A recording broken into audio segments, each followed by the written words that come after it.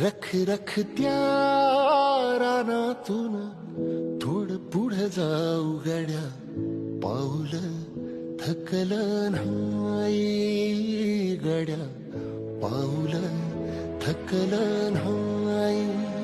सुकलेल्या भाकरीला पानसंग खाऊ गड्या, पाऊल थकलं नाही गड्या, पाऊल थकलं नाही. झालो बरबाद जरी बसला घाव उरी, गलेची आग सार जाळून जाईना. अडला घास असा कावन वास असा, पण यो ध्यास अजून बी माग राहीना.